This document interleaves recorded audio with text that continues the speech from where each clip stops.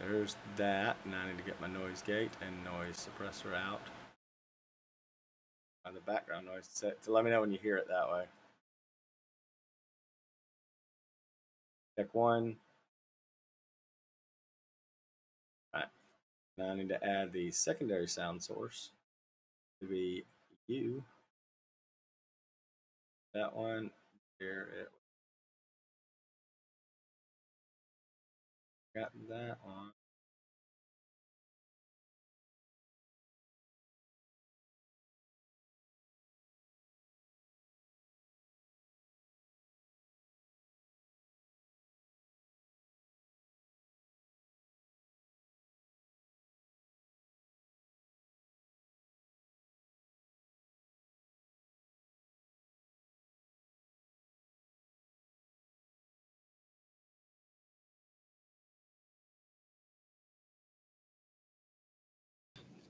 Ella. There it is. Yep, Ella's got her little jacket on to stay warm tonight. We were outside earlier and I left it on. Oh, God. Can you hear yourself now? It was loud. I'm glad. Well, I'm about blowing you away.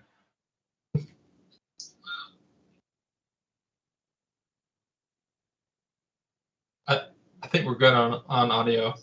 All right. And we're live too. We are. We're live, in case you're wondering. I'm going to get my whisper voice ready for this episode. It's going to be really fun. Go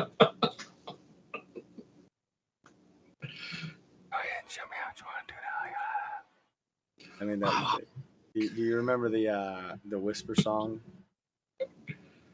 Now I've got to play it just so I can make. Are we getting copyright struck? I don't know. It actually should be you will hear it or you should hear it, but they should not. But I just want to laugh at it never mind. I'll leave it alone. Oh God, it was just man. I could always play Careless Whisper, Never mind. So it is Friday night. We are live. This is all of the fun times that we're going to have tonight. This is the Don't Call Me for IT Support podcast. We are not your typical IT guys. I'm Brad. He's Chris. And this is normal. We're two guys with a dream of helping others navigate the crazy world of workstations and other fun work technologies. Tonight, we've got a doozy for you. A lot. Yeah, there's a lot to cover here and a lot to go over. And if you don't get to watch it now, watch it again here pretty soon in the back end because it's going to be interesting.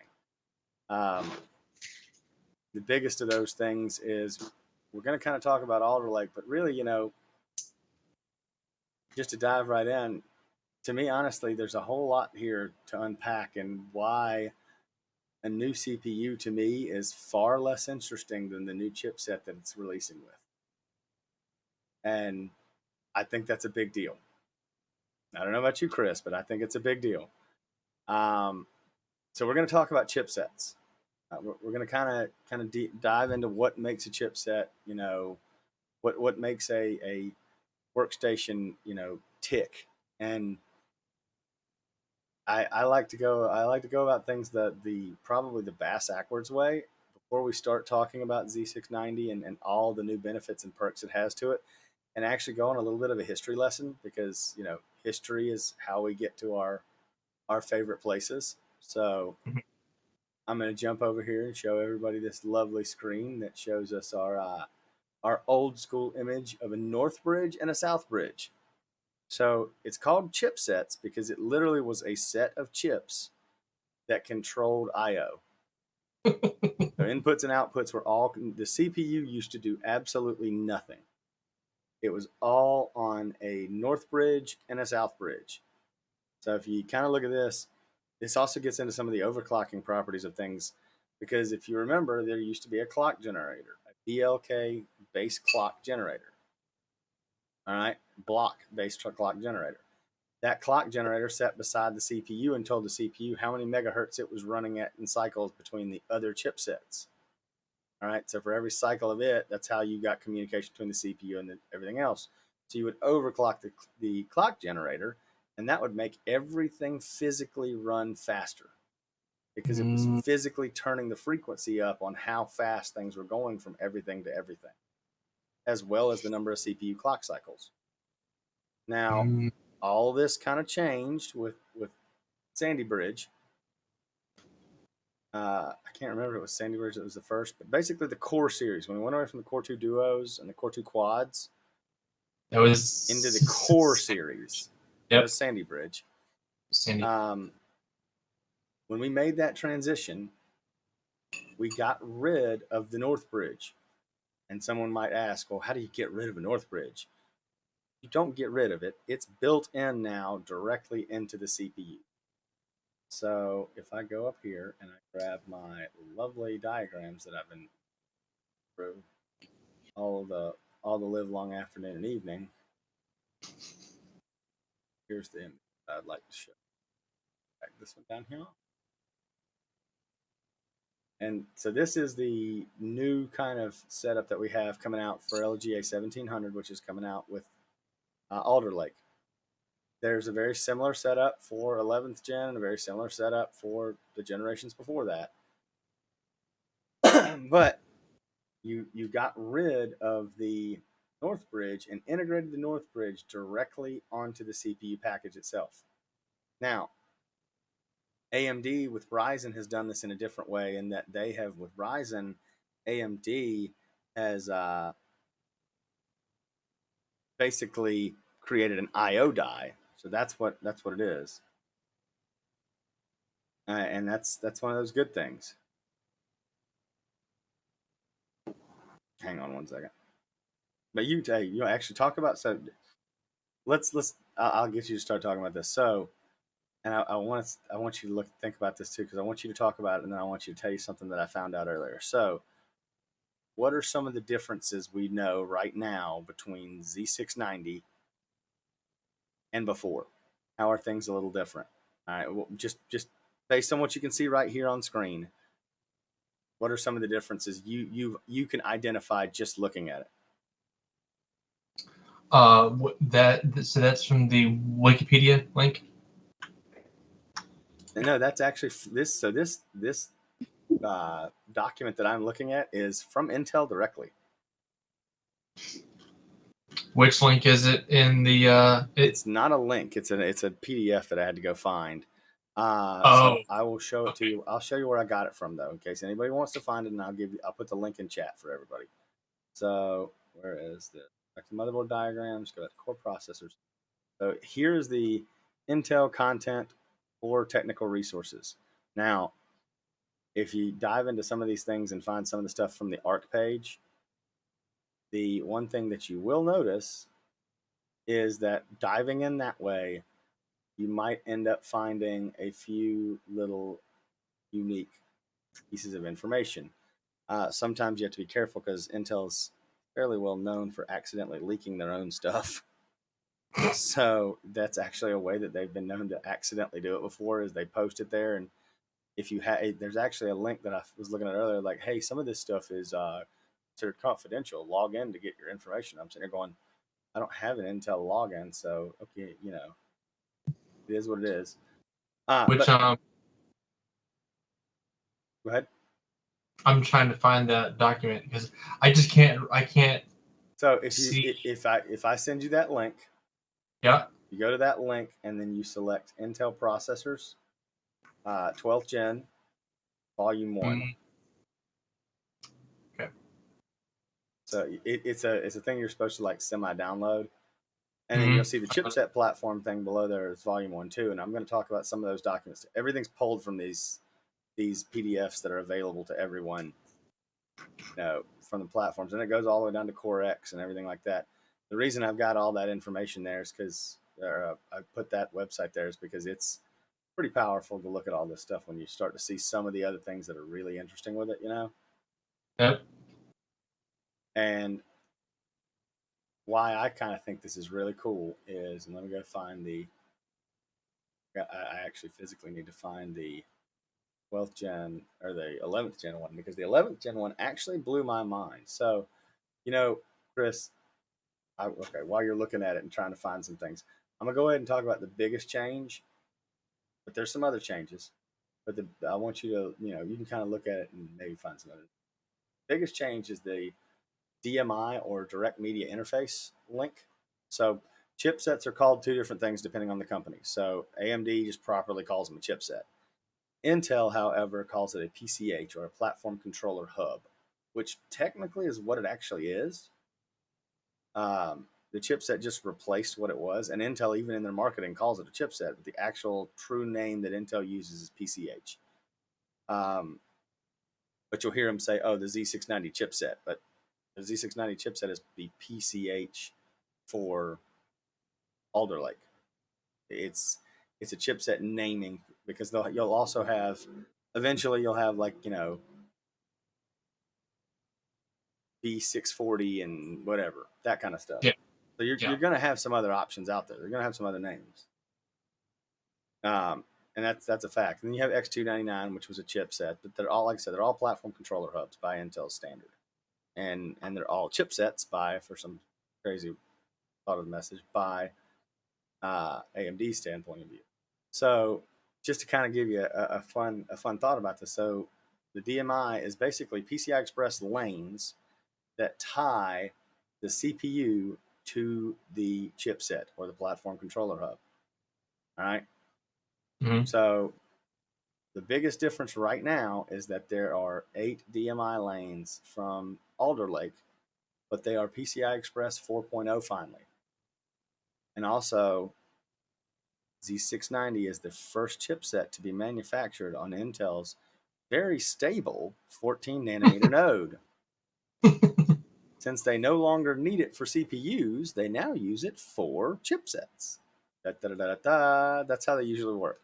Prior to Z690, everything was made on the 22 nanometer node, which is what everything prior to 14 nanometer releasing was made on as well, including X299. Now, those 4 DMI links, or those 8 DMI links, are a big deal. Why are they a big deal? Because that means that you double the bandwidth of PCI Express 4.0. Now, listening to other people and looking at other people and looking at the way they have it set up, basically, 10th gen came out and you had Z490, right? And Z490 was the socket 1200 setup. Socket 1200 initially only had 4 3.0 DMI links. So there's a bottleneck there, because you have PCI Express lanes on that chipset. The PCH has PCI Express lanes physically. Mm-hmm. Mm-hmm. All right. And if you kind of look over here in our diagram that we have on screen, or if you can see it, if you can't, pull the link up and look at it. But if you're looking here, what you'll kind of see is that there is PCI Express 4.0 lanes on the chipset. Now, what are those used for? Realistically, Lots of stuff. storage. Realistically, Wi-Fi 6. Realistically, um, you know, that's realistically, storage is where you're going to go for those platform controller PCI Express 4.0 lanes. It means that you're going to get some extra storage that way. And as a matter of fact, if you go and look into the details of the new version, just so everyone's aware what this actually means, you don't actually get a full PCI Express 4.0 output of those lanes. So what I mean when I say that is, not all the PCI Express lanes on the platform controller are the same. So you have 28 lanes this time to the PCH, and I believe you can actually see it down here in the next document. Scroll down and see if I can find it on this one, or if it's on the other one. I'm looking on this 140-page document. It should be right below it. Mm-hmm. And actually, inside of the document right here, so here's the data sheets if you ever want to read them. Right here. That's them. And you can click on them, and it'll download it for you. No, it's not in this one. It's in the other one, which I have open already, but I'm not going to try to bore everybody with this. So back up here to this. So, and this talks about your SKUs and everything and how it's all set up and the processor and so on and so forth. And this is the initial release of this document. It will change as we get the other interface information, right? So that's gonna change. All right. Oh, here it is. Got it right here. I'm an idiot. I was looking at the wrong page. So the new 690 chipset, it comes, like I said, it comes with 28 lanes this time. Usually prior to this, it's always come with 24 lanes, including X299. The platform controller chipset has always had 24 PCI Express lanes. Why does that matter? Well, now we got 28. What we got when we got that 28 was we got 12 full PCI Express 4.0 Gen 4 lanes to the platform controller hub. All right. Now, obviously, if you connect all 12 of those lanes up to 4 NVMe storage drives, you're not going to be able to have that full bandwidth going back to the processor. So, Right. you know, Chris, we talk about it all the time about how you're never going to ever see the full bandwidth of something. Mm-hmm. You know, if you've got all your NVMe slots, laptops is a great example of this, guys. So Yep. I have a Dell Precision 7950, right? It's got 4 NVMe drives on it. All right.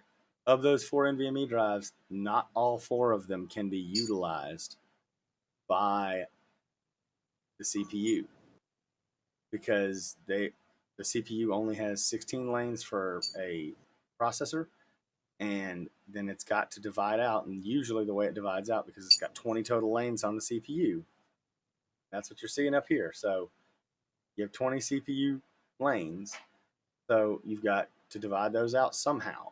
Well, 4 lanes will go to a PCI Express drive that you're booting from usually, and then if you've got 4 drives in there, that's they're getting occupied by Gen 3 in an older revision, obviously Gen 3 lanes, and then they're tied to DMI. So you can't really do a whole lot with that, right? Because you've only got so many PCI Express lanes that tie directly to the processor through DMI. Mm-hmm. So so people tend to forget, you're never really gonna see your full PCI Express bandwidth this way, ever. Especially not on a consumer grade CPU, because consumer grade CPUs are only going to have 20 CPU lanes. Right. And we'll get into some more about this here in a little bit when we talk about HEDT and workstation type chips. So this is Z690. All right, I am going to minimize this so that everybody can look at the differences, because I've got the differences brought up. And in the rundown, I have all of the direct links to these three chipsets that I'm showing. So something that to jump back for a second and say, chipsets of the past, prior to Z590, all right, and I want to see, and I got to pull the document up so I can get the exact number for you, Chris. The Z590 only had, or Z590, I believe, actually had 8 DMI links. Nope, I'm wrong. So 4? It had 6. What the heck? That's correct. It had 6 DMI. So Z590 had 6 lanes tied to. Oh no! I'm looking at something different. Sorry.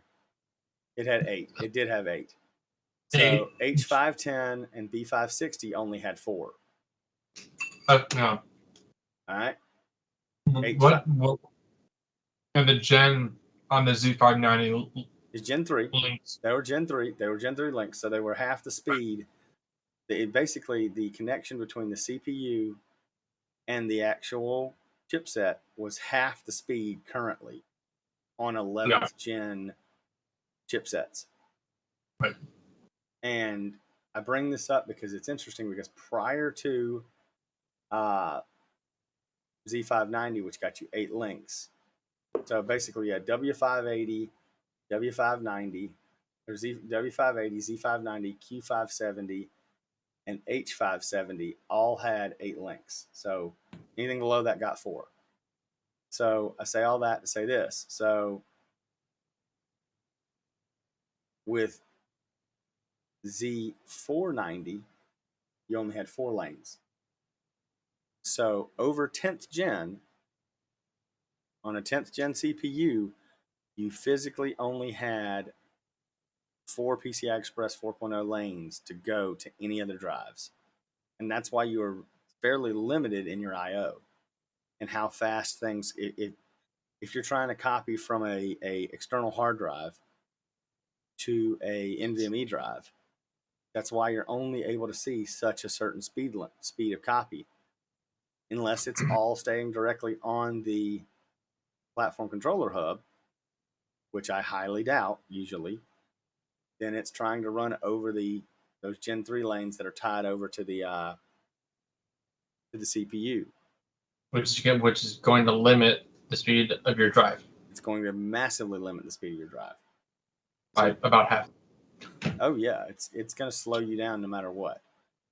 And so now you've got 4.0. And so if you're able to see, and you probably can't see exactly how this is set up. So the far left is X299.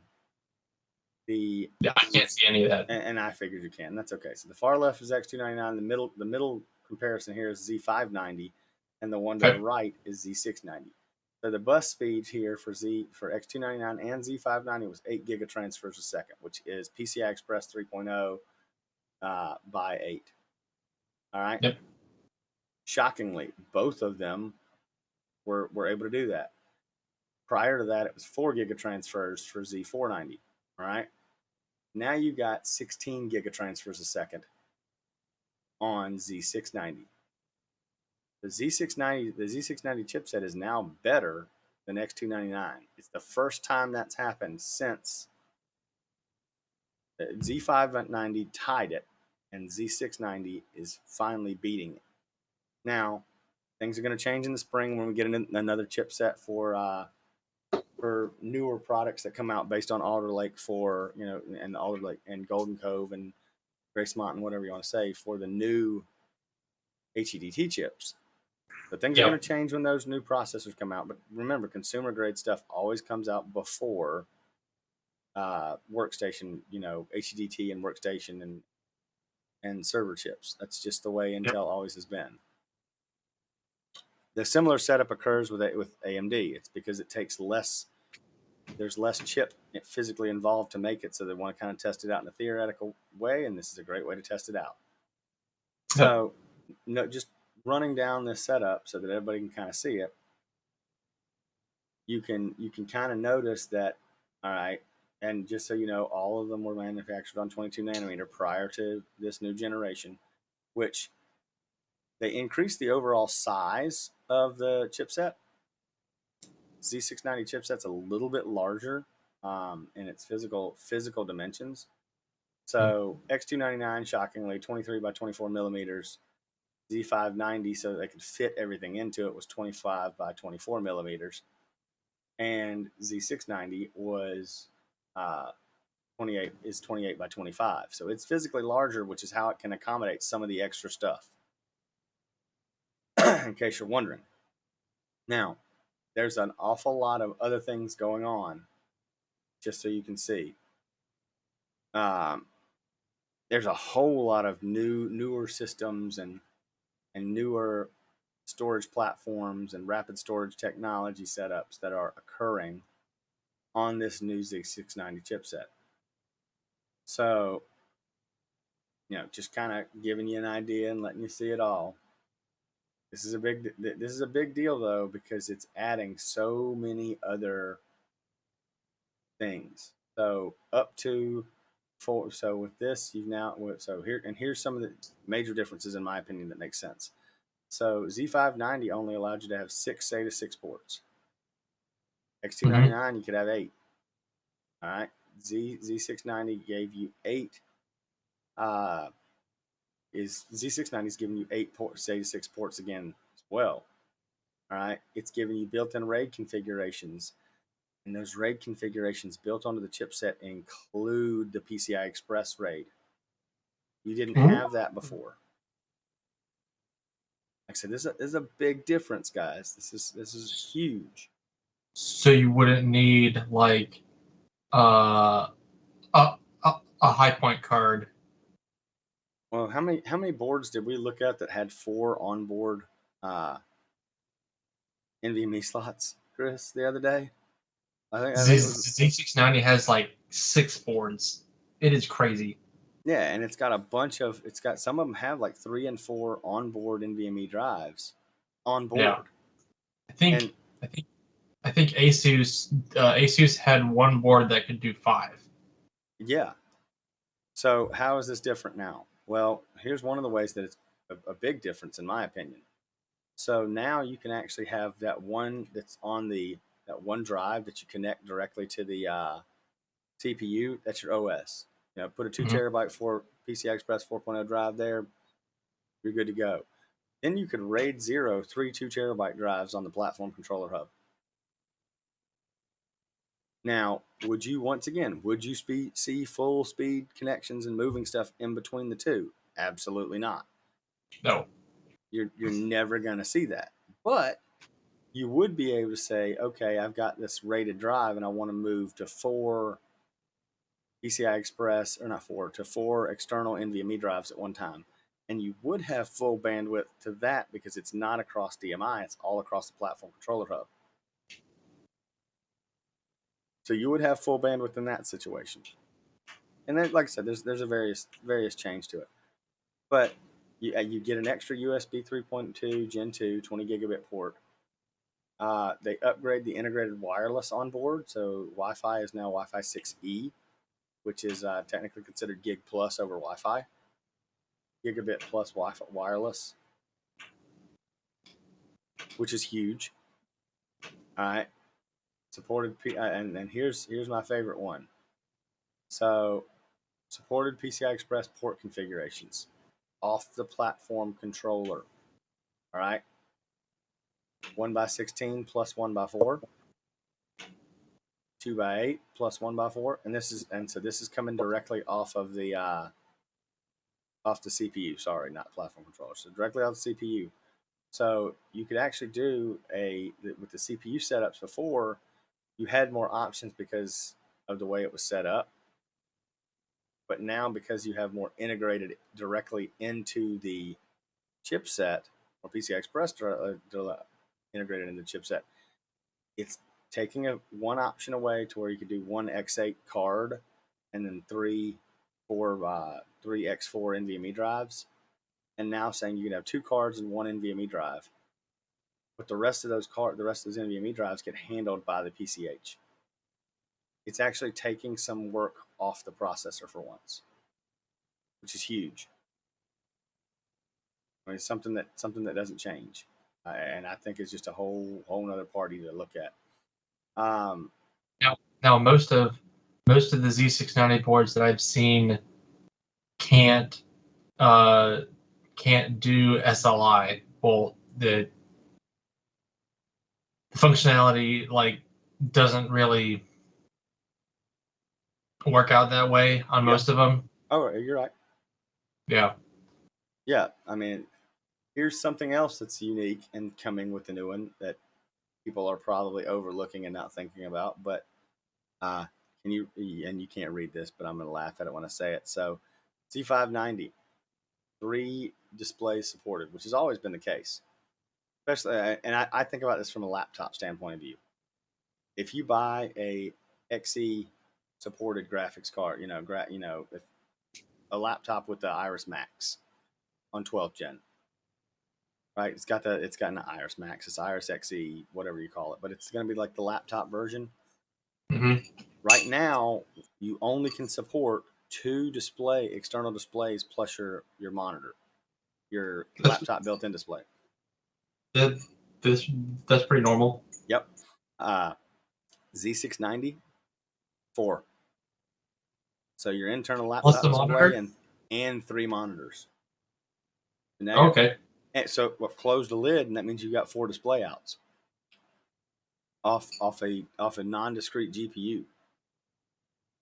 Wow. That's a change. Once again, I'm telling you, there's little changes that are coming that may not make a lot of sense to a lot of consumers off the straight up and straight and narrow. But if you're just building a simple, and think about this, think about these simple NUC type devices that you might build for a, what do Oh you call yeah. it, like a general purpose computer that you're selling to a bunch of a corporation that needs like 100 of them. Yeah. Prior to now, you could only support 3 display outs. Now you'll have, with an Alder Lake chip, you'll have 4 display outs you can have directly off the CPU with no need. Which to some people is a really big deal. Which and is also quite a big deal for folks that run like I work in the power utility industry, so I'm going to give the great example of this. We have a group that manages the grid, right? And their workstations all have to have discrete graphics card because every workstation that they have supports 4 monitors, so that they can see all the information they need to see. It's not graphics intense workloads, and they're all pretty much 4 1080p monitors. But you have to go and buy a discrete GPU because you can't support 4 outputs on those on a desktop. Until now. Until now. Now you've got a little NUC that can support 4 monitors. I'm sure it's going to have the little connection cards like you've seen before, but that's still pretty impressive to me. I mean, like I said, corporations that are buying hundreds and hundreds and hundreds of these machines for their employees, if they don't need to buy an external graphics card, we're talking, and even a cheap one when they have to buy something that's up for 100% runtime, even a cheap, Quadro or, well, enterprise NVIDIA card is $150 to $200. 100 times, even if it was 50 machines that you save that graphics card from, That's some major cost savings. 50 times 150 is, 50 times 100 is $5,000. No, yeah, $5,000. That's, I mean, when you're thinking about it like that, and yes, $5,000 to a major corporation is not a lot of money. It really isn't. But it is cost savings down the line that you can start to, let's say you end up needing 500,000 or 50,000 of these machines. That starts to add up quick, guys. So the next thing down here that I kind of want to get onto is I've got a note here about PCI Express or PCI lanes or PCI Express lanes, I should say, on a chipset and how they relate to the components desired. So going back to our diagram that we were looking at earlier, this one here. So what else is PCI Express used for? So keep in mind, you've got 12 PCI Express 4.0 lanes for storage. All right. So that right there, first and foremost, prior to this generation, you only had one PCI Express 4.0 drive that you could use on an Intel platform. AMD has been on this for a while. There isn't a PCI Express 5.0 drive, guys. Don't expect to see one anytime soon. There's no point. Yeah, exactly. I mean, it's all going to get back to how quickly you can interconnect them into the processor, and I still just see no reason for it. I mean, you oversaturate all your lanes to begin with now. I can, if I had to go and show you guys the number of things, and I do stuff direct off PCI Express from the CPU, not PCI Express from the chipset, and I still can't saturate a PCI Express drive like consistently. What PCI Express 5.0 on a drive is going to do is a synthetic benchmark. Nobody realistically ever uses that because you don't transfer. It's all how you transfer to it. So most people, how do you transfer to it? It's coming over the network. The best way you can get to something over the network, all right, I mean, gigabit, maybe 2.5 gig, maybe you've got a 10 gig connection. So having a PCI Express, having a 70 gigabit, for lack of a better word, 70 gigabit connection to a drive when the source is at 10 gigabit makes no sense, y'all. None. And putting something in RAID 0 to give yourself, 14 gigabit or 140 gigabit or RAID 0 with 2 drives and getting yourself, or 3 drives and getting yourself close to 210 gigabit. Still, no sense. There's no, unless you've got 100 gigabit cards that you're connecting to, which once again, now your limitation is 100 gigabit. There's just nothing that physically uses PCI Express 4.0 in drive space that makes sense to yes, it's nice to have the possibility, but I've yet to find a couple of SATA 6 or SATA 3.0, I've yet to, which is SATA 6 gig. I've yet to find where if you rated 3 SATA 6.0 drives or 4 SATA 3.6.0 drives, I've yet to find a use case where, unless I'm going directly from that to an NVMe drive, where I'm saturating the drive structures. So keep in mind with what we just said. Now you've got 10 SATA 6 drives. 10, is it 10 or is it? I think it's 8. It might have been 8. I need to correct myself. So 8 SATA 6 drives, guys. That's right here on the freaking paper in front of me. Read, Brad, read. So yeah, now you've got read, Brad, read. Sorry, I got to do it again. Now you're back to that whole 8. Got 8 drives you can work with here. That's a let's okay. Now I got to get my theoretical calculator out here, guys. I'm bringing the calculator in. We're doing some mathematical theory. So 6 times 8. 48. 48. I want to do it a little differently. You all away all my fun. All right. So 6 times 8 is 48 gigabit per second. You know how fast that is? It's about as fast as a PCI Express 3.0 drive. A little faster. Not much, but a little bit. 36 would be a PCI Express 3.0 drive. Right?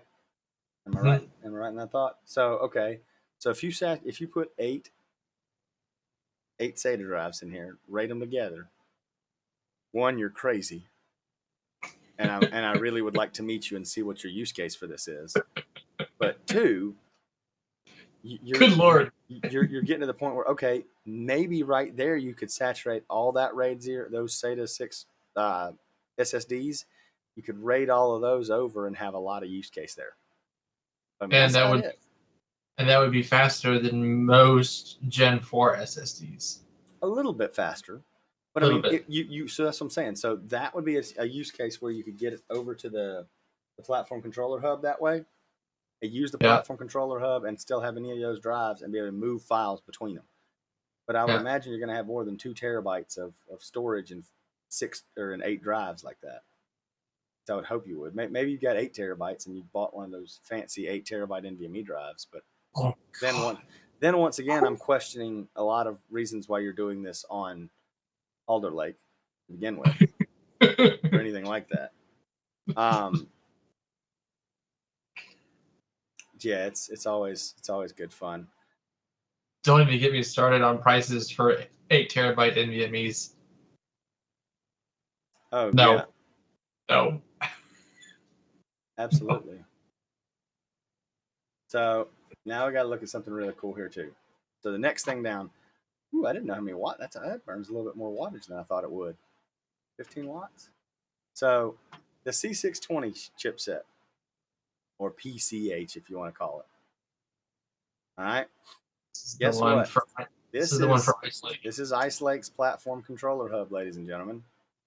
All right, I'm gonna drop this over and add it to our compare list. So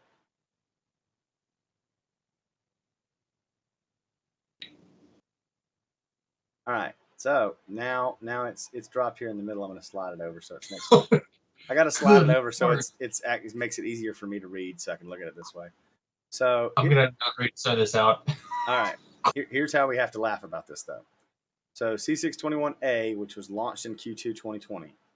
All right, that was launched alongside Ice Lake and Cooper Lake, but primarily for Ice Lake.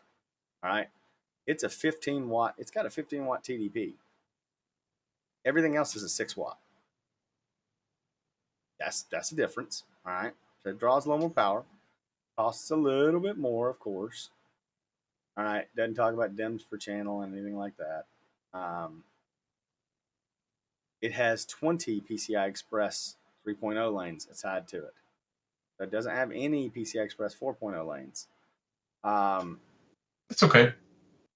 It's basically the same thing. I'm going to say this because I'm going to make everybody laugh when I tell them this. It is basically the same exact thing as X299. I mean, other than it supports a few more SATA ports. Yeah, I saw that. SATA ports and USB ports. No, it has the same total number of USB ports. 14? Yep, both of them have 14. All three okay. of these have 14 USB ports. It's just the generational gap of what speed can come off of it. All right. Let's see. Yep, nothing else special about it, guys. So just realize where does this chipset come into play in being interesting, impressive, whatever you want to call about it. Let me see if I can get to the data sheet documentation. It's hidden. See, this is the image that I was showing you earlier. Some information or documentation may be hidden. Register, sign into view. No content here. 620. Okay, that's fine. So, wondering the intel. C621 is it's a platform that's basically designed. There is something on here that people also don't realize, and there's a reason it takes 15 watts instead of 7, 6, and that's because it's got things like SAS associated with it and NVMe over U.2. While it may say it has 20 PCI Express lanes there, it's also got directional controllers for SAS and SATA and NVMe on it that will allow you to use all of your NVMe, all of your PCI Express lanes on your CPU to run drives over SAS at a faster speed, because SAS is actually up to 12 gigabit per second. And so this chipset is just doing enough work to basically run a something simple. So now we have to talk about PCI Express lanes. We have to. If we don't talk about why you would want an HEDT chip versus or a workstation chip versus Alder Lake, we would be doing our audience a severe disservice. So why would you want a HEDT chip? Why would you want a Threadripper Pro or a dual socket Xeon build or a Xeon W build? Why does that matter? Well, first of all, I'm going to back up and go over here to the 10980XE. Old champ. Yep. Old faithful. 48 PCI Express lanes on the CPU. Which is a lot. So with 48 PCI Express lanes on the CPU, I can run two 16x GPUs at 16x, and then I can run, there's 3 slots behind that I've got running, so 3 X4s behind it without any problem, or I could run another X8 and then 2 X4s behind it and all be on CPU, no problem. Yeah, we did a 10900X build on X299, obviously, with 4 2070 Supers, and it ran totally fine. Runs an X8. They'll run an X8 mode, but that's a perfectly fine solution. Whereas if you were trying to do something like that on Z690 or Z590 or Z490, guess what? 1, probably not going to work. 2, you get to the point where you're into a 1 GPU's at X8 and the rest of the GPUs are an X4. Z390 with the 9900K Asus did have a WS board that had a PLX chip that you could do 4 on it, but try to avoid PLX chips if possible. Well, what is a PLX chip? For explanation purposes, I'll let you explain what a PLX chip is. I forget what that is stand. Oh, come on, Chris. You know what it is. No, I don't remember. I just know that it It's a adds more switch. lanes. It's a Well, yeah, switch. yeah. It's a physical PCI Express switch. So just like you have a networking switch in your house or a networking switch in the office, there is a way to utilize what is called a PCI Express switch. And so you can run 16 lanes of PCI Express to that switch, and it will divvy them up as best as possible to the other to all the lanes. Because the theory behind it is you're not going to ever use all 16 lanes at one time. And that's true. In the PC world, when you're thinking clock cycles, if you're sending something to one clock cycle sends it to one PCI Express lane, the next clock cycle sends it to the next PCI Express lane, the next clock cycle to the next one, doing thousands of these per second, obviously. You can just have a controller that can physically take the one and switch it to each one as it goes. There is a latency penalty there, but I mean, nanoseconds, guys. Nanosecond. We're not talking anything that you're going to notice. You're physically going to notice. And as a matter of fact, my Asus Sage board has a PLX Yep. switch in it as Because it well. has 7 slots. That's Yep. 7 at full 16x slots. If Yep. I used if I was to put four full size cards in here, though, it would have to switch somehow, some way, and that would be how it would do it. Because I No, don't have. I think that the Sage could do 4 cards at full speed. The PLX chip is how you would do 7 at a time. Yes, that's correct. Yes. It won't do 4 full because it doesn't have that many PCI Express lanes. It's only got enough for 3. So basically, x16 times 2 is 32. X16 times 3 is 48. So I have 48 lanes off the CPU. So you can get 3 full bandwidth cards. Now, where that and actually it won't do x16 across them all. It'll do x8 across them all. It'll switch it and do x8 across them all, which isn't a problem. Actually, it won't. It'll do x8 across the bottom 2. But it'll treat them as x16s, and it affects the slots 4 through 7. Slots 1 through 3 it doesn't affect. Slots 4 through 7 it will. Sage. Because the way they have it set up is that they divide the lanes up back towards the CPU. So if you were to, it's basically the Sage avoids having any of the PCI Express slots running on the platform controller hub, whereas on a Z590 or Z690, you only have two slots and maybe an NVMe slot that run directly to the CPU. The rest of them run to the platform controller hub, which is fine. Which is fine, exactly. It's not a problem. I mean, you got enough bandwidth to do things. It's no big deal. So the way like I said, the way this is set up though is it acts like a switcher, so that basically after the first 3, which it will give if you put so you'll have x16, and then if you put something in slot 2, it automatically divides those two.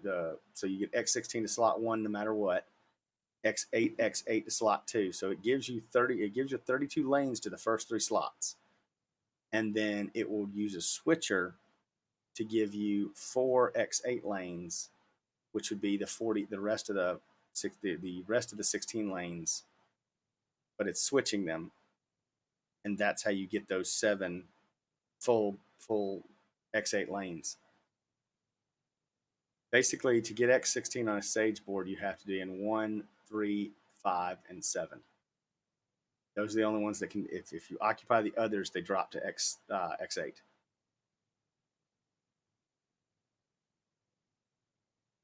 And it was actually more unique than that prior to the 10980XE, because the x16, because you only had 44 lanes on the PC or on the CPU, so you only had 2 x8s after that. That's really what it was integrated for, was you had an x8 chip that it was switching to the rest of the 4 lanes. That's really how that was supposed to work. And like you said, once you get into the nuts and bolts of it, like to give you the best example, I have a two NVMe direct PCI Express. They're plugged into PCI Express slots. Two NVMe X4 cards, and then I have a NVMe X4, an NVMe X4 X550 T2. And what do I have in there too? I think I got something else in there. Oh yeah, because I'm taking up 4 slots. So I've got 2 GPUs, and then those 3 things occupying the back half. Those 3 X4s don't occupy all 16 of my leftover lanes, so I never hit the switch for anything hard. Yep. So I don't lose any bandwidth that way. Mm-hmm. And just like anything else, if it's a what do you call it? If it's a data to data connection, just like a switch in your house, it's not leaving that switch, so it's not bandwidth limited between the 2 drives on there. If you had them all 7 loaded up with a bunch of X8 cards or something like that, you're not bandwidth limited there because it's a switch. It's exactly that. It's a switch. But this is a conversation we're having for a whole nother fun day. So let's get back on. Yeah, we like to deep dive over here, guys. But so why would you buy an HEDT chip or a Workstation or a Xeon or a Threadripper Pro? You want those lanes. So Threadripper's the same way. All right. Threadripper is a HEDT chip, so it's kind of like it has 64 lanes, whereas Intel only gave you 48, and they haven't released an HEDT chip since Cascade Lake, which has been 2 or 3 years now. Downvote. Upvote. Yeah. So you've got a lot more, and also it's only PCI Express 3.0 on Cascade Lake. Let's keep that in mind too. Whereas you got PCI Express 4.0 for 64 lanes on Threadripper Pro and Threadripper 3000 series. Threadripper Pro gives you the full 128 gate lanes. Where does that make everyone happy? That makes everyone happy because you can send full by 16 links to 7 slots. How can you accomplish this with Intel? Well, the only way you can actually accomplish that with Intel is to set up a dual socket Xeon system that's got 2 64 lane CPUs. And the only 64 lane CPUs they have is Ice Lake, which is crazy expensive. I mean, not necessarily. What? If you I mean, for a corporation or a somebody that's going to really do work with this kind of stuff, it's really not as bad as you'd think. I mean, Yeah. All right, we're gonna take well, once again, what is a deep dive? We're gonna take the deep dive here, Chris. We're gonna go back. We're gonna go to processors. We're gonna go to Xeon processors, 3rd generation Xeon scalable. We're gonna compare Ice Lake with the Threadripper Pro. Well, no, what I was gonna say is I was gonna drop down to like so yeah, let's do this. Well, you're making me really deep dive now. So components, Threadripper. I'm just gonna go up here and type Threadripper Pro. Down the rabbit hole. Threadripper Pro. So that's the 7. That's that one. Also known as WRX. Okay, so here's the 3955. Because you can't get a 3945. Yeah, on retail. But okay, so it's a 16 core and it's $1,800. No, not 18. It's $1,200. I'm gonna round and say that's $1,200. All right. So can you get 2 8 cores that are, and it's got a 3.9 gigahertz base, and I'm not caring about power at all. What's its boost? Should be like 4.3. Yeah. So I'm just gonna look at a boost setup that way with Intel. So going back here. So I've got an 8 core with that. 6334. What's that cost? Too much. I really want like a 6330. It should legitimately be right around there. So I'm thinking that the goal of this little rabbit hole is to get enough PCI lanes to occupy 7 slots. Well, to me, the goal of this rabbit hole is to find a. There it is. Well, that's okay. So you could do a single, and not got a high enough clock speed. 6 is 6. Okay, here we go. This might be a comparable price. So it's about $1,000 more for something comparable from Intel. Also, shocker, uses less power. But utilizing this theory, and actually, I don't even need it. Why am I looking at this? You'd have to go dual socket. That's why I was looking for 8 cores. Get the full setup. You're not going to find anyway that way. Regardless, though, if you're really needing that many, if you need that many it doesn't have the 64 lanes, so you could get 7x7. 7x16, you can only get 116 and the rest by 8. Oh, that's. But realistically, man, with PCI Express 4.0, yeah, there isn't a graphics card in the world right now that saturates all 16 lanes of PCI Express 4.0. That and looking at software that is GPU accelerated like V-Ray, like Octane, like Redshift. The difference between 8 lanes and 16 lanes is like 5% on your score. Like, it doesn't matter. I mean, and it gets to that point where it's hyper cost prohibitive. Yeah. When you get to that point, it is hyper cost prohibitive. Just go with 8 lanes per card. It's fine. I was looking at this earlier. There's a 60. Yeah, here's the 6330.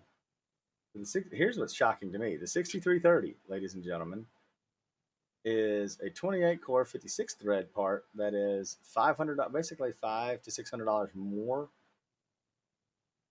We'll call it what it is. We'll call it $700 more, but you're getting 12 more cores for that price. Okay, so let's go to the 32 core. All right, we're in the rabbit hole. We're talking about this, guys. Why does it make sense to make these moves and make these purchases and stuff like that?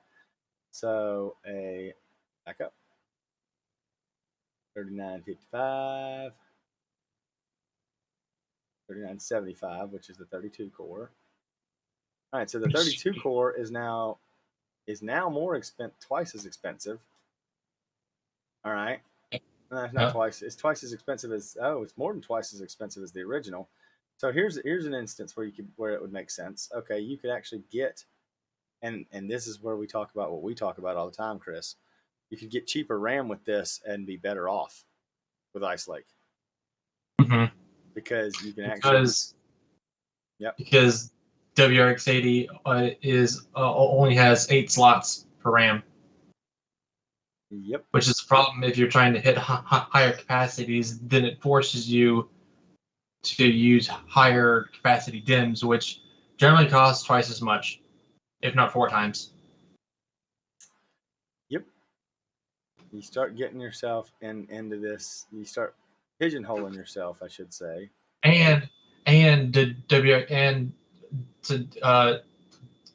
80 is 8 channel, 8 DIMMs, so to have full memory bandwidth and best stability, you have to occupy all DIMMs, whereas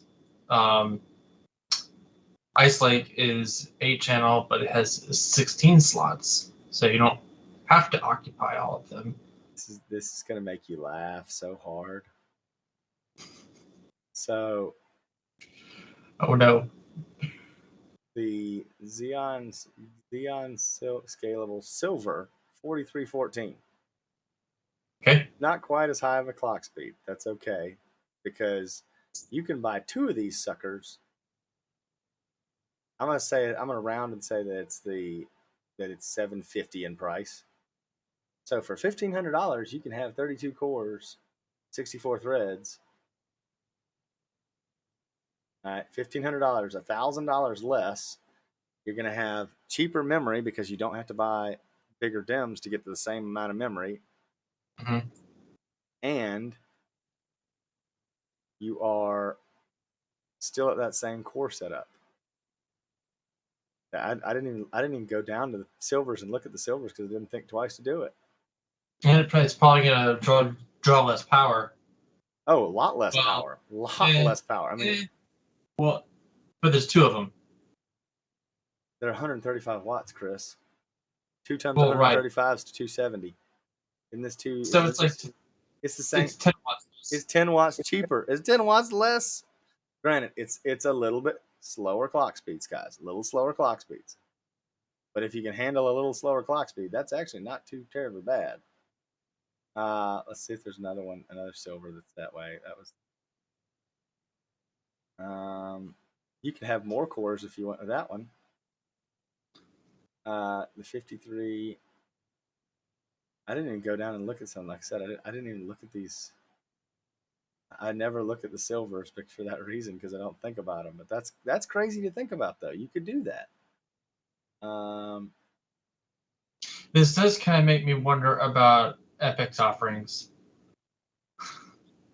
To be fair, they're far more expensive too. By the way. Oh. Here's you a 5320. More, but it's got a little bit. It's got 26 cores and 52 threads, and that's gonna kind of get you close to the same price as it's more power, a little more power draw because it's 2 CPUs. But once again, cheaper RAM overall.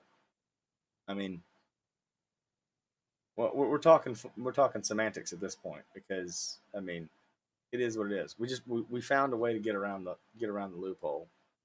All that being said, though, all right,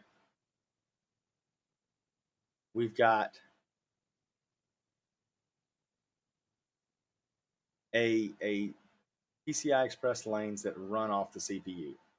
Goes back to this whole thing that we started in. When that North Bridge disappeared,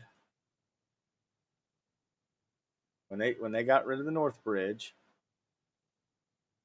and moved everything to the CPU, all of those PCI Express lanes that are now on that high-speed graphics bus are also available for I/O, for any other I/O you want to plug into a PCI Express lane. Everything else went back to the South Bridge of the chipset. So with newer processors, you're getting more and more things integrated onto a CPU. Now, back to the conversation you just had, Chris. Do you really need 128 PCI Express lanes at PCI Express 4.0? Probably not. I'd see zero reason for that. I mean, unless you're mining or running a rendering farm, in which if you're running a rendering farm and you're not running like dual socket Epics or dual socket Xeons, which gets back to the dual socket Epic conversation. Like, why does I mean, I feel like somebody has a single socket. I'm pretty sure Boggs has a single socket Epic, like 8 card rack. And once again, 128 lanes, that's great. Well, you can do the same thing with Threadripper Pro. But like, there's very few use cases for that many PCI Express lanes. All right? Very, very, very few. So I kind of want to kick us off into some of the reviews and talk about reason, get us back to Alder Lake a little bit, back to Future Tech, rail us back in. So we've got a couple of reviews here that people have had out there, and I'm not going to specifically go in and watch anything. I'm not going to specifically, explain the things super into detail. But what you do need to know is in a consumer CPU market, people that are buying, what would it be, Chris? It'd be the way I like to look at it. It's for a second. In a consumer CPU market, which I mean, they do make consumer grade Xeons and AMD makes like pro versions of their AMD processors. But in the consumer market, where do you see these things being sold the most? Pretty simple to me. CAD, because a lot of CAD software is not multi-threaded. Mm-hmm. unless you're rendering something physically from it. And if you're rendering something CAD, from it, once again, you're probably not doing it on an Alder Lake or a 5900X or anything like that. CAD's a big one. photography is still pretty heavily single-threaded. Yep. Some visual effects, but that's starting. That's a very slippery slope. Going to multi-threaded. Obviously, games are like one core, but Well, I mean, and to reference it this way is, with all the reviews, I want to summarize them pretty easy for us all, pretty quickly and pretty easily. In their price performance area, based on what their cost is, where do these things stack up? They're better than their competition. That's the simple answer. Price to performance. Yep. Alder Lake makes Intel look very good again. I mean, yep. You shouldn't have bought Rocket Lake. It wasn't worth the sand it was made on. Guys, Rocket Lake was terrible. In most cases, the 12600K is beating the i5. The current i5 is beating the last gen i9. Oh yeah, I was going to go one step further. In a lot of benchmarks right now, the i5 is beating in CAD workflows. The i5 is beating the 5950X in benchmarks. Yeah. That's the 5950. Okay, we're talking when you factor in what you can pay for it, $350. Let's call it $325. Will be nice. Yeah. A $325 CPU is beating a $750 CPU currently in CAD workflows. 409 is doing the same thing, and a 450 is doing the same thing, and same thing for a 650. The 650 is just destroying it. Now, if I'm building a CAD, like if I'm you, Chris, and I'm making these things and I'm speccing these things out for people left and right, CAD machines, unless you're doing a lot of the rendering After Effects and stuff like that, 12700K is right up the alley again. I saw a great video the other day that kind of helped explain, I think, where things fall. So Intel kept Rocket Lake priced where it did, when it shouldn't have, because they knew they had 6 to 8 months till this dropped. And they had expectations it was going to be good. And had they dropped the price of Rocket Lake, had the i9 been the price of a R7 5800X, then when they launched this, which was, Rocket Lake's still a $500 CPU right now, isn't it? Seems about right. I'm gonna go look at it and see what it is on Newegg right now. PC Part Maker has it at $525. Wow.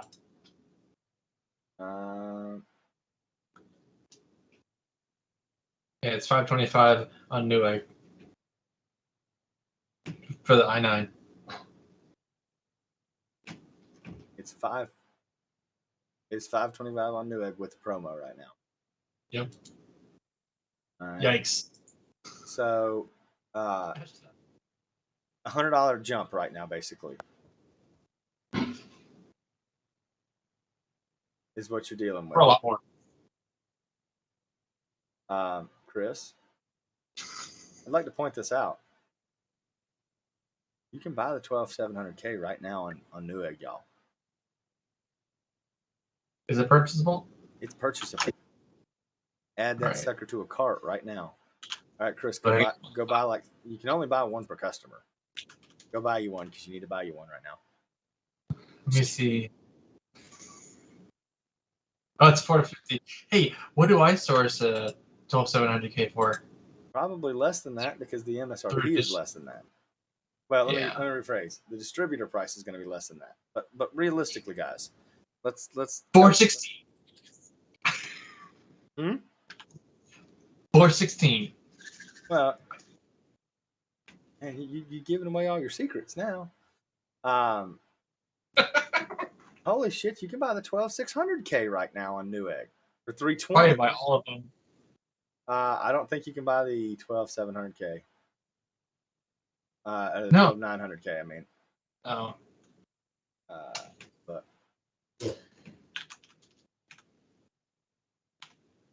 but I have to go back to my CAD conversation with folks because this is for CAD guys. When it comes to workstations, there are a lot of areas where the 5950X still makes sense because it does have more big cores and it can do things. And if you're doing certain stuff with it, but if you're building, I mean, these If it's consumer grade CPUs are for the working market. If you're buying the top of the line, you're not buying it for. You're usually buying it for CAD or something like that. And Intel has now brought us back to the point where there's price parity at least. looks like all of the i9s available on Newegg are included in bundles, and they're all out of stock. That doesn't surprise me. Everybody wants the i9, but the i9 is not the one I would go get. Yeah. If I were somebody and I was out there buying this, I would go out 110% and say, "Give me the i700K." i9 does that include the 12th gen? Nope, don't see that one there. I was going to say if it included the 12900KF, but I don't see that. But the i7 and the i5 are still in stock, guys. And the KF, the 12700KF is in stock too. All right, did not see that. Let me see where that one was because I'm pretty sure I saw the 12700KF. Yep, 12700KF is $429. 12700K is $450. All right, so why not? At that point, you might as well buy the one with the GPU. I mean, it's not a huge price difference. I doesn't make any sense not to. But I mean, guys, that's the point. Like, Rocket Lake made no sense to anybody. It just didn't. It was not worth the sand it was made on. And oh, by the way, I love Intel's demonstration of this from a performance standpoint of view. So Rocket Lake turboing at 250 watts TDP, which is the max turbo that you know if you just MCE it and let it run. Alder Lake gets the same performance as that chip at 65 watts. Be prepared. Laptops are about to get interesting, y'all. Laptops are about to get really, really interesting. I'm just speaking my mind. And that's where I think you're going to see a lot of awesome and neat things. And we talked about it, so I got to bring it back up. And we don't have a whole lot we need to talk about tonight, but we talked about it before, so I'm going to bring it back up. But the i9, we talked about how AVX 512 is not really enabled because of the little cores. AVX 512 can be enabled on the motherboard. It disables the E cores. So you lose some of that multi-core performance. But if you have an AVX 512 workload you want to utilize, you can disable the E cores for that period of time, have the 16 cores and 16 the 8 cores and 16 threads, and do what you need to do. It would almost seem to me, and I'm just going to say it out loud, if you had an AVX 512 workload, you almost ought to buy the 12700K and just disable the E cores. But what are E cores good for, realistically? While we talk about those for a second, what are E cores good for? I mean, huh? I lost you. Did you mute yourself? Chris, where did you go?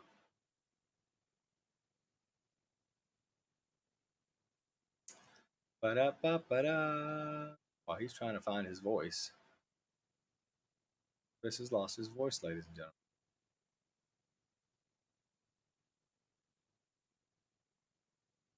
Come back, Chris. Come back. Nope. What'd you do? You hit something, didn't you?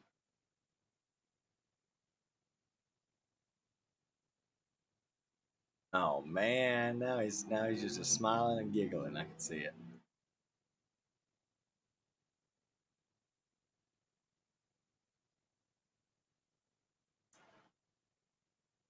Still don't have you back. I don't know where you are. Did you mute yourself? Bump your microphone.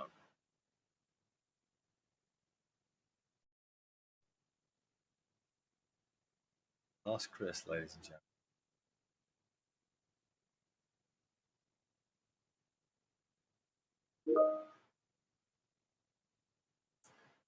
Oh no, the mic on the webcam bit the dust.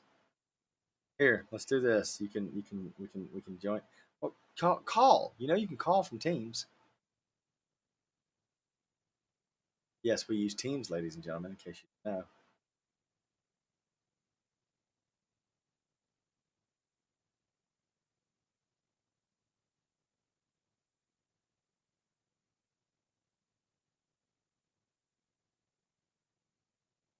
Or you could just use the Teams app and join in that way and just don't show video and talk through the Teams app. You have a Teams app on your phone?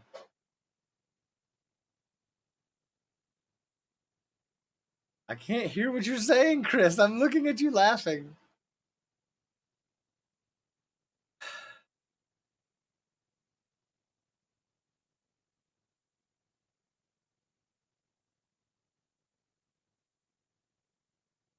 All right, we're going radio style, Chris. Radio style, ladies. This is gonna be terrible on feedback. I can fix that. Hang on. Watch me now. Feedback removed. Okay. There we go. And now you can be heard again for a few more moments. We're almost we're almost done, so it's not a big deal. So to revert back to the previous point in the conversation. So there's a lot of options of things to buy, and a lot of things that you could go after and you could get. I think the biggest point to what we've been talking about here, though, is Intel has finally returned to the point where on consumer grade parts for CAD machines, I mean, it was hard to recommend them for a CAD machine for the past couple of years. I mean, their IPC was terrible. Yeah. But now we're okay. Now we're back to the point where things are getting better.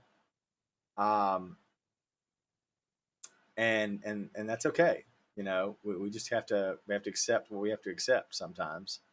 But the competition's going to be great because, like I said, you know, everybody got to benchmark an i5 and an i9. I think Intel was specific with that. Intel wanted people to benchmark the i5 more than the i7. So the i7 is going to perform somewhere in between an i5 and an i9. All right. Now I'm going to bring up this video just so that I can, Chris, just so that I can do this. Hang on, I got to set you here for a second. Maybe you won't fall. Oh, we're going to make that thing fall. All right, control. Then I hit the display of that one. So 19. This is a video. Yes, I know. Don't hurt my feelings when I say this. So that's Cinebench. I don't care about Cinebench. I care about. So this is Revit though. So I'm gonna jump in here and pull this up and make this full screen so everybody can see it. Bring it up so everybody can see. Like I said, we're not going to talk about listen to it or do anything like that. This is a YouTuber. His name used to go by the name TFI. Is now Tech3D. His name's Neil Cross. He's a brilliant dude. I've worked with him and talked with him a bunch about things over the years. And when you look at this, what you can see is this: the 12600K in CAD workflows. This is Revit's modeling test. 12600K is destroying the 5800X, the 5900X, the 5950X, and the 5600X. So why does that make a difference? All right. Now we're going to go back to IndyMark. Look at this. All right. So this is an Autodesk Inventor test, another CAD test. All right. This is one that's going to be very comparable with SolidWorks, by the way. A stock i5 is destroying the stock i9 11900K. Not worth the sand it was made on. But look at the AMD product stack right here. The AMD product stack is right there. It's not even close, guys. Not even close. Hello. Thanks. How's it going? Not bad. Good. So, with everything that you see right here, what this kind of tells us, y'all, is obviously the i9 is better, but the i7 is going to fall in between here and there. So, okay, we now have a point where a cheaper than a 5900X, and I'm going to drop this back so I can see it again because I can't remember. It's right here, right? Oh, wrong one. Where is it at? Where is it? It's right here. So, cheaper than a 5800X. And actually, it's the exact same price by Newegg standard right now. You can have a CPU that's going to destroy the 5950X in CAD. That's a big deal, y'all. That's a big deal. I know it's weird to go look at benchmarks from somebody else, but that's a huge, like, we're talking 40% better. No, 20% better. We're talking 20% better than the nearest Ryzen, and crushing by it's more than 20%. That right there is 20%. And you don't need a really large cooler to cool a 12600K. Nope. Or a 12700K. 12700K doesn't need a really large cooler. No. I mean, I'm back to my, and it's more power. It's more power efficient. It's not quite as power efficient as AMD. Hard to beat that, guys. They're very power efficient. But they're damn it to hell, we have competition again. Yeah. That's the huge thing. So, since it's almost 8 o'clock and Chris is on his phone because his mic decided to crap the bed on him, we'll call it a night, y'all. Maybe you'll hear from us again pretty soon, but hope to talk to everybody soon, and hope everybody has a wonderful evening. I hope everybody had a great Halloween. Thanksgiving's coming up soon. Get ready to see all your families and get ready to buy all the toys. Be good. Bye. Bye.